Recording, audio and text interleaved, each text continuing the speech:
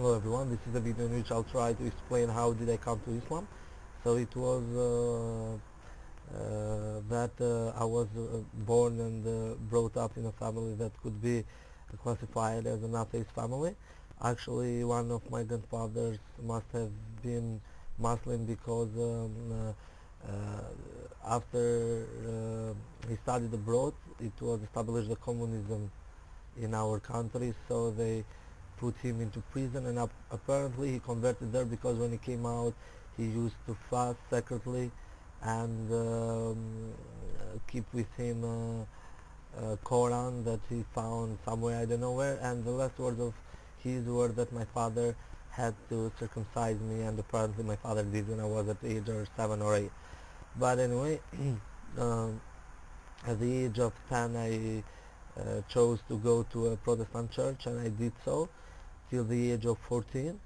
And when I was like 14 years old, I had already read Bible 2 times, and I had started to have a lot of questions, and making these questions in the church, inside the church, the words put me in a real bad condition, because the preachers started to look at me like hopeless, and that Satan already had overpowered me, and one day they thought that the best way to keep the others in the straight path was to kick me out, and good they did, because I would do it myself sooner or later. So from the age, since the age of 14, I would consider myself an atheist, and I was reading during that time a lot of books, philosophy and things like that. So it happened till last year.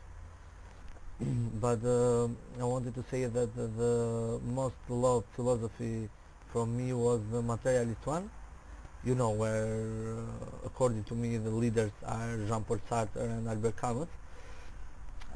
Both of them took the prize Nobel in philosophy and so. And I was considering myself a strong atheist actually, and making questions and stuff, but still something in my mind was not very clear, like the questions that everything started from absurd was always there to bother me. So and since the age of 14 I can speak Turkish fluently, and bit Arabic, like, or I can write in Arabic and read in Arabic, and I can understand a little bit. And so during the time that I was reading this existentialist, materialist philosophy, I was studying Quran as well, and I was like amazed by its power and the way it talks to the people. So the thing that amazed me most down there was that in each philosophy, if we can divide them in materialism and spiritualism, you miss the balance between things. I mean, materialists go to the point that the spirit does not exist at all, and the spiritualists go to the point that we have to deny ourselves everything material and choose a spiritual life. So I was missing the balance. Till I found an ayah in Quran that was telling that after doing your spiritual duty towards God, like turning it to Him and offering prayer and charity and be sincere and stuff like that, then go outside and think of the bounties of your Lord, because He made them as a gift for you, so seek for them, and Muslims are always encouraged to improve their conditions. So this was the first thing that amazed me, and we come till 1 year ago, when I was living in a flat with my ex-girlfriend, and in another floor a guy from Jordan, a Muslim, and his name was Muhammad, was living since the same time that we started to live there, and we used to study in the same school at the same university with this guy. So we became a very quickly good friends, and this guy really amazed everyone with his manners, his kindness, the way he talked, and he smiled every time. So We used to invite each other for tea or for coffee or for lunch, but he would never come if my girlfriend was there, and I understand why. So he wanted his religion to be pure. So anyway, one night, it was Saturday or Friday, I don't remember. I remember just that it was a party, a huge party organized at night. So I went there and I got absolutely drunk. So like at 2 o'clock in the morning, I went out to take some fresh air, and I saw that Mohammed, the guy, my neighbor, was going outside the club, like going to home apparently. And he stopped and asked me, what am I doing? And I told him, bro, I'm totally drunk tonight. So, and he told me, yeah, I can see that, but why don't you come take a shower and join me in the masjid? And I am like, nah, I don't think so, I'm drunk. And I knew that being drunk you cannot enter a masjid, but he told me, nah, come on, just try one. So I was really fed up of that party, so I went home, did ghusl. Like ghusl is when you wash your whole body and when you are unclean.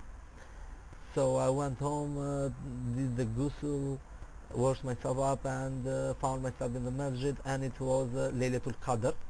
How is it called in English? The night of destiny, and the night that the Quran began to come to our Prophet, may peace and blessings of God be upon him.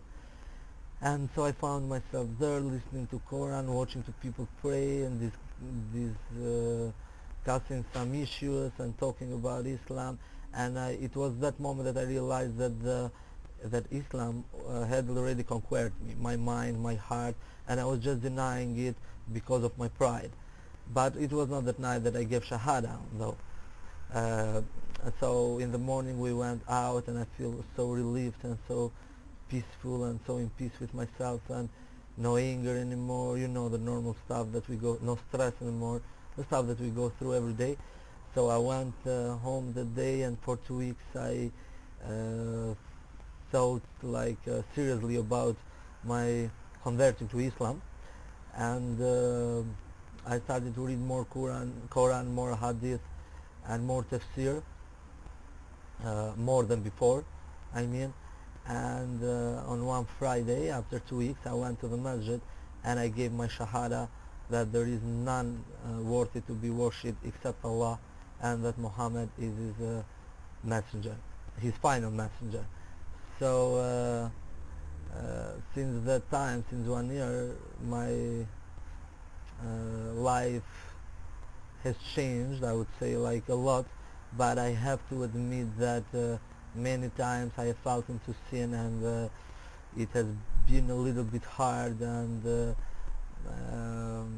it's not so easy to be a Muslim these days. And not to justify myself, but I mean that sometimes you have to go through really hard stuff. But the good point comes here that my dad did the same. When I went home to meet him, he is an engineer, actually taking care of mines and things like that. So he found this wonderful ayat about the earth and creation, and he became as well Muslim without telling me. So but there are a lot of hard stuff that we are going through, and I have to say just one thing: no matter what happens, or if I become a very good Muslim or not, I know that the best thing I have done in my life is becoming a Muslim, and the thing that I pray Allah is to let me die with this assurance that there is no God except Him, and Muhammad is His final prophet. Take care, everybody. May peace be upon all of you.